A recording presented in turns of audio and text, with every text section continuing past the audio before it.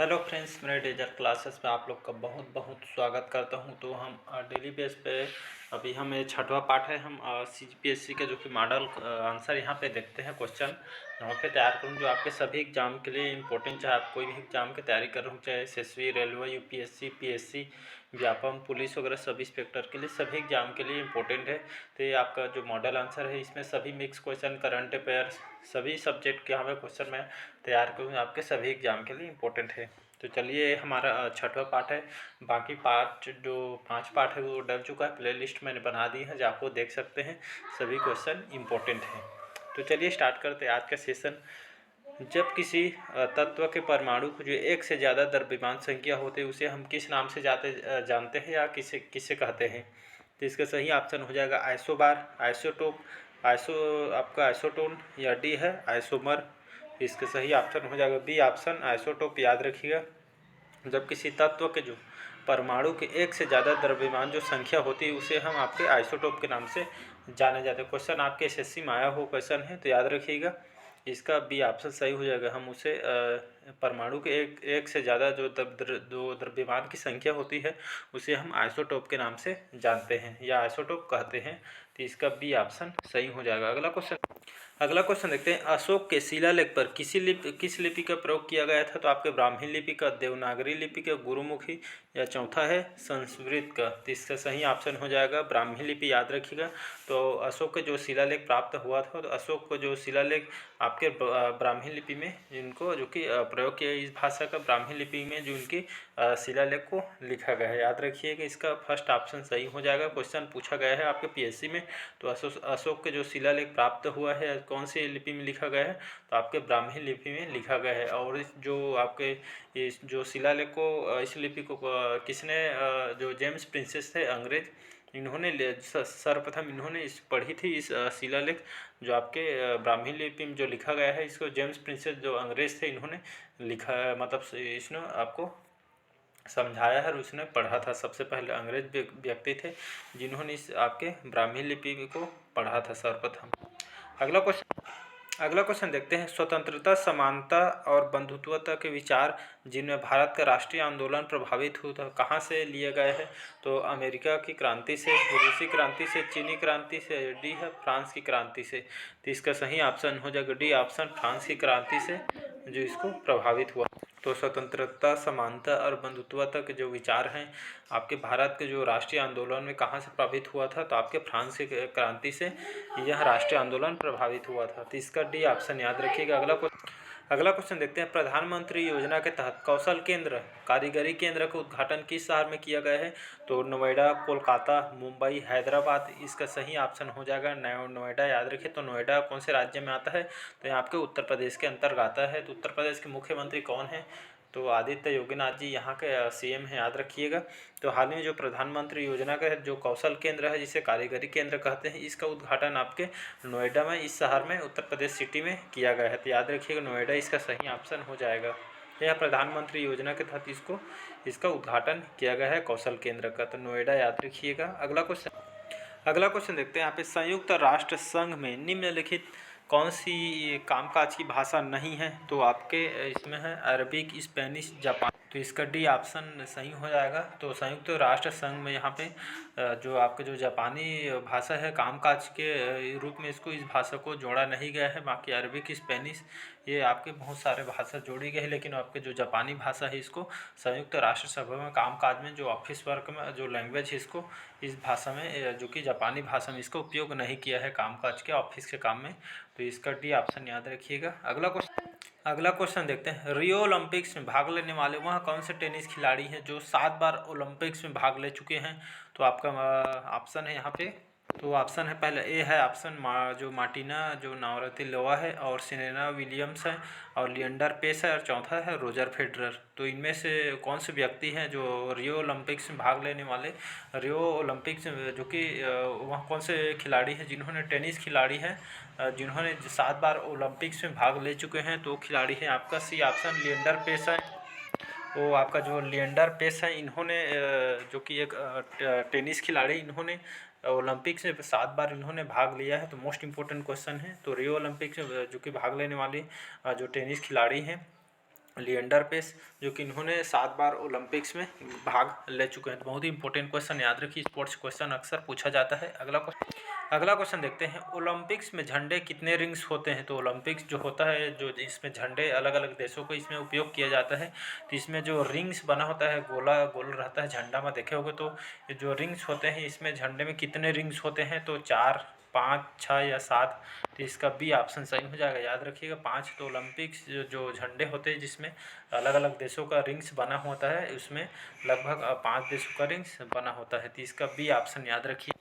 अगला क्वेश्चन देखते हैं, भारतीय सेना का तोपखाना विद्यालय स्कूल ऑफ आर्टिलरी कहाँ स्थित है। तो आपके खड़गवासला में, देहरादून, आपके देवलाली में, या डी है रुड़की में। तो इसका सही ऑप्शन हो जाएगा देवलाली, याद रखिए। तो भारतीय सेना का जो तोपखाना विद्यालय कहाँ स्थित है, तो आपके देवलाली में बना हुआ है, जिसे आप स्कूल ऑफ आर्टिलरी कहा जाता है। तो यहाँ भारतीय सेना का जो तोपखाना है, जो इस विद्यालय कहाँ स्थित है, तो आपके देवलाली में स्थित है, याद। तो आपका जो देवलाली है, यहाँ पे तोपखाना विद्यालय है। देवलाली कौन से राज्य में स्थित है, तो भारत के महाराष्ट्र राज्य के, जो कि आपके नासिक जिले में है, यहाँ स्थित है, जिसे एक नगर है, याद रखिएगा। तो देवलाली कहाँ पे है, तो महाराष्ट्र राज्य के नासिक जिले में स्थित एक नगर है, याद रखिएगा। तो देवलाली में आपका तोपखाना विद्यालय है, याद रखिएगा, भारतीय सेना का। तो इसका सी ऑप्शन सही हो जाएगा। अगला क्वेश्चन देखते हैं, यहाँ पे मुद्रा बैंक किसकी सहायता के लिए शुरू की गई है। तो लघु कारोबार, सीमांत किसान, गरीब महिलाओं के लिए, या डी है ग्रामीण क्षेत्र के लिए। तो इसका सही ऑप्शन हो जाएगा ए ऑप्शन, लघु कारोबारों के लिए। यहाँ पे जो मुद्रा बैंक है, यह भारत सरकार के द्वारा इसको लाया गया है। तो मुद्रा बैंक है आपके लघु कारोबारियों के लिए, इसको सहायता के लिए शुरू किया है। छोटे छोटे किस्तों में इसको बैंक में, जो कि मुद्रा बैंक के नाम से इस लोन को जाना जाता है। तो मुद्रा बैंक है, इसकी सहायता जो लघु कारोबारियों के लिए, इसकी सहायता के लिए इसको शुरू किया है भारत सरकार द्वारा। तो इसका ए ऑप्शन याद रखिएगा, मुद्रा बैंक आपके लघु कारोबारियों के लिए इसकी सहायता के लिए शुरू की गई है। तो इसका सी ए ऑप्शन सही हो जाएगा, ए ऑप्शन याद रखिए, लघु कारोबार। अगला क्वेश्चन देखते हैं, यहाँ पे भारत में निम्नलिखित कौन से जो बीमा कारोबार को नियंत्रित करता है। तो आरबीआई द्वारा, आरबीडीआई द्वारा, या सेबी के द्वारा, आपका आईआरडीए के द्वारा। तो इसका सही ऑप्शन हो जाएगा, भारत में आपके जो आरडीए द्वारा, आपका आईआरडीए द्वारा, इसके द्वारा जो बीमा कंपनी होता है, या बीमा जो कारोबार को नियंत्रित करता है, आपका आईआरडीए, याद रखिए। इसके द्वारा जो बीमा कारोबार को नियंत्रित किया जा रहा है, इनके द्वारा नियंत्रित किया जाता है, इनके कंट्रोल में होता है बीमा कारोबार, याद रखिएगा। तो इसका डी ऑप्शन याद रखिएगा, आईआरडीए, इसको इनके द्वारा नियंत्रित किया जाता है। अगला क्वेश्चन देखते हैं, लोकसभा अध्यक्ष अपना त्यागपत्र किससे संबोधित करते हैं। तो भारत के राष्ट्रपति, प्रधानमंत्री, लोकसभा के उपाध्यक्ष, डी है भारत के मुख्य न्यायाधीश। तो इसका सी ऑप्शन सही हो जाएगा, लोकसभा के जो उपाध्यक्ष होते हैं, तो लोकसभा अध्यक्ष अपना त्यागपत्र किसे संबोधित करते हैं, किनको अपना त्यागपत्र देते हैं। तो जो लोकसभा के उपाध्यक्ष होते हैं, तो लोकसभा जो अध्यक्ष होते हैं, अपना जो त्यागपत्र, या इससे जो अपना वो आपका, तो लोकसभा जो अध्यक्ष अपने पद अगर छोड़ना चाहते हैं, तो त्यागपत्र आपके लोकसभा के उपाध्यक्ष को देना पड़ता है। तो अपना जो लोकसभा के जो अध्यक्ष होते हैं, उनके जो उपाध्यक्ष होते हैं, इनको संबोधित किया जाता है। तो इसी तरह इसका सी ऑप्शन सही हो जाएगा।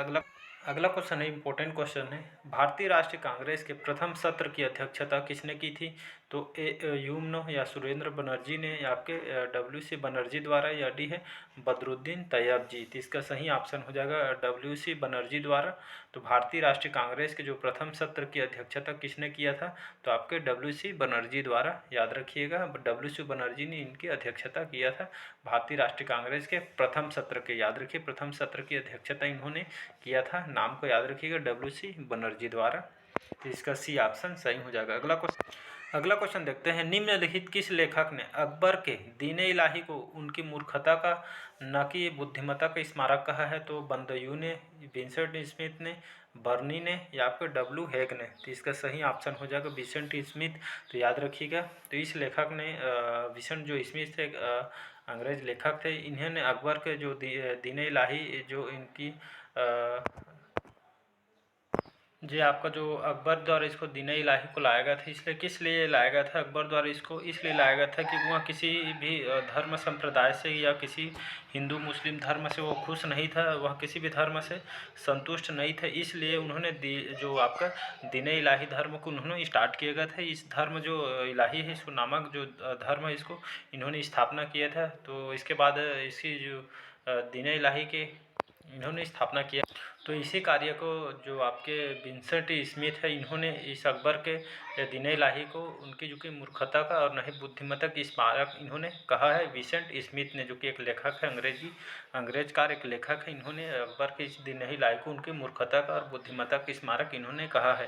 तो याद रखिए, क्वेश्चन पूछा जाता है अकबर ने आपका दीन-ए-इलाही की स्थापना है, इससे क्वेश्चन पूछा जाता है तो वह किसी धर्म से संतुष्ट नहीं था, इसलिए इस दीन-ए-इलाही नामक जो धर्म की इन्होंने स्थापना किया था। तो याद रखिएगा। अगला क्वेश्चन देखते हैं, निम्नलिखित में से भारत का कौन सा क्षेत्र पारिस्थितिकी अति क्रियाशील स्थल या हॉट स्पॉट माना जाता है? तो पश्चिमी हिमालय को, पश्चिमी घाट या पूर्वी आपके घाट को? तो इसका सही ऑप्शन हो जाएगा पूर्वी घाट। याद रखिएगा। तो भारत के जो आपके पूर्वी घाट, इस क्षेत्र को यहाँ पे पारिस्थितिकी अति क्रियाशील स्थल या हॉट स्पॉट माना जाता है, पूर्वी घाट को। तो इसका सी ऑप्शन याद रखिएगा। तो सबसे ज़्यादा जो हॉट स्पॉट क्षेत्र माना जाता है आपके पूर्वी घाट को, जो कि यहाँ पे पारिस्थितिक अति क्रियाशील स्थल माना जाता है। क्वेश्चन आया हुआ है, तो इसका सी ऑप्शन याद रखिएगा। अगला क्वेश्चन देखते हैं, ब्यूफर्ट स्केल पैमाना से क्या मापा जाता है या किससे संबंधित है? तो यहाँ वायुमंडलीय दाब को इसके द्वारा नापा जाता है, या पर्वतों की ऊंचाई को मापा जाता है, या हवा की गति को मापा जाता है आपका, या डी है भूकंप की तीव्रता को मापा जाता है। तो इसका सी ऑप्शन याद रखिएगा। तो हवा की गति को जो नापने वाला यंत्र होती है उसे आपका ब्यूफर्ट स्केल कहा जाता है। तो याद रखिए, क्वेश्चन पूछ सकता है। तो ब्यूफर्ट जो स्केल होता है, जो पैमाना बना हुआ है, इससे क्या मापा जाता है? आपके हवा की गति को इससे मापा जाता है। तो यार ब्यूफर्ट स्केल हवा की गति से संबंधित पैमाना है। तो इसका सी ऑप्शन सही हो जाएगा। अगला क्वेश्चन देखते हैं, कचरा प्रबंधन की उस प्रणाली को क्या कहते हैं जिसमें सांद्रित समुच्चय से हटाने या निष्प्रभावी करने के लिए सूक्ष्म जीवों का प्रयोग किया जाता है? तो जैव संवेदी, जैव आवर्धक, जैव उपचारीकरण, या डी है आपका जैव सांद्रण। तो इसका सही ऑप्शन हो जाएगा जैव उपचारीकरण। याद रखिएगा। तो इस प्रबंधन की यहाँ पे जो कचरा प्रबंधन होता है, इस प्रणाली को आपके जैव उपचारीकरण के लिए यहाँ पे जो कि सांद्रित समुच्चय हटाने या निष्प्रभावी करने के लिए इस सूक्ष्म जीव का प्रयोग किया जाता है, आपका जैव उपचारीकरण कहते हैं। याद रखिएगा। तो आपका जो जैव उपचारीकरण है, या कचरा प्रबंधन के उपयोग के लिए इसको लाया जाता है। इसके द्वारा जो यहाँ पे जो सांद्रित समुच्चय से हटाने या निष्प्रभावी करने के लिए जो सूक्ष्म जीव का प्रयोग इसके द्वारा किया जाता है, जैव उपचारीकरण कहते हैं। याद रखिएगा। तो इसका सी ऑप्शन सही हो जाएगा। अगला क्वेश्चन देखते हैं यहाँ पे, सूचना प्रौद्योगिकी नेटवर्किंग में निम्नलिखित युग में कौन सी युक्ति का प्रयोग भौतिक परत या फिजिकल लेयर में होता है? तो रिपीटर, राउटर, ट्रांसपोर्ट, या गेटवे, या चौथा है ब्रिज, डीप ब्रिज है। तो इसका सही ऑप्शन हो जाएगा रिपीटर। याद रखिएगा। तो रिपीटर के माध्यम से जो सूचना प्रौद्योगिकी नेटवर्किंग में अलग अलग युक्तियों में जो कि इसका प्रयोग किया जाता है, इस युक्ति का प्रयोग भौतिक परत या फिजिकल लेयर में होता है। रिपीटर का उपयोग की जाए, जो फिजिकल लेयर में इसका उपयोग किया जाता है भौतिक परत के लिए, रिपीटर का याद रखिएगा। तो यह सोचनी आपका सूचना प्रौद्योगिकी नेटवर्किंग में इसका उपयोग किया जाता है, जो इसमें आपके भौतिक परत को लेयर में इसको नापने के लिए किया जाता है। तो इसका ए ऑप्शन याद रखिएगा। अगला क्वेश्चन है मोस्ट इंपॉर्टेंट, कई बार इसको एग्जाम में पूछा गया है, प्रकृति में पानी की सबसे शुद्ध रूप किसको कहा जाता है, या कौन सा है, या क्या कहा जाता है? तो वर्षा का जल, झील का जल, नदी का जल, या समुद्र का जल? तो इसका सही ऑप्शन हो जाएगा वर्षा का जल। तो प्रकृति में पानी का जो शुद्ध रूप होता है उसे वर्षा का जल कहते हैं। तो वर्षा के जल से हमें शुद्ध रूप से पानी मिलता है। याद रखिएगा।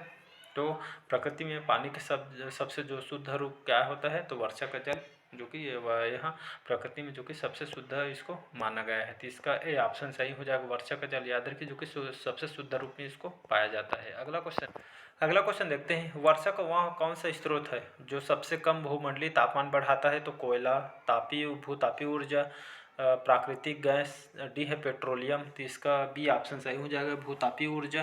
तो जो आपका जो भूतापीय ऊर्जा है, यहाँ वह स्रोत है जो आपके सबसे कम भूमंडलीय तापमान बढ़ाता है। याद रखिएगा। तो आपका जो भूतापीय ऊर्जा है, जो ऊर्जा का जो वह रूप होता है जिसमें सबसे कम भूमंडलीय तापमान बढ़ाता है। तो इसका बी ऑप्शन याद रखिएगा भूतापीय ऊर्जा, जो कि सबसे कम भूमंडलीय जो कि तापमान बढ़ाता है। तो इसका बी ऑप्शन सही हो जाएगा। अगला क्वेश्चन देखते हैं। तारामंडल, तारामंडल सप्तऋषि को पश्चिम निवासी किस नाम से जाना जाता है? तो आपका जो तारामंडल है, जो सप्तऋषि कहते हैं इसको, तो पश्चिम भाग में जो निवास करते हैं इनको किस नाम से जाना जाता है? तो seven mark, Alpha Centauri, Big Dipper या चौथा स्मॉल बियर। तो इसका सही ऑप्शन हो जाएगा सी ऑप्शन, बिग डिपर। याद रखिएगा। तो तारामंडल होता है जो सप्तऋषि कहते हैं इसको, तारामंडल को। तो इस सप्तऋषि को जो पश्चिम में निवास करते हैं, पश्चिम दिशा में, तो जो पश्चिम निवासी है इसको किस नाम से जानते हैं इन लोग? तो आपके बिग डिपर के नाम से इनको तारामंडल या सप्तऋषि को जानते हैं। तो इसका सी ऑप्शन याद रखिएगा, बिग डिपर। तो आज का सेशन कैसा लगा कमेंट करके ज़रूर बताइए। अगर आप चैनल में नए होंगे चैनल को सब्सक्राइब करके रख लीजिएगा। इंपॉर्टेंट क्वेश्चन सभी को बार बार रिवाइज कीजिए ताकि आप तक जो आप आने वाली एग्ज़ाम है बहुत सारी, उसके लिए बहुत ही बेनिफिट हो। यहाँ से मैं उन्हीं क्वेश्चन को इंक्लूड की हूँ जो आपके एग्जाम में डायरेक्ट क्वेश्चन पूछा जाता है या बार बार अलग अलग एग्जाम में क्वेश्चन को रिपीट किए गए हैं। तो चलिए मिलते हैं नेक्स्ट पार्ट में। इतने क्वेश्चन मैं लेकर आऊँगा जो आपके हर एग्जाम के लिए इंपॉर्टेंट हो सकता है। तो चलिए बस आज के लिए इतना ही। अच्छा लगे चैनल को लाइक, सब्सक्राइब और कमेंट कीजिए। Thank you.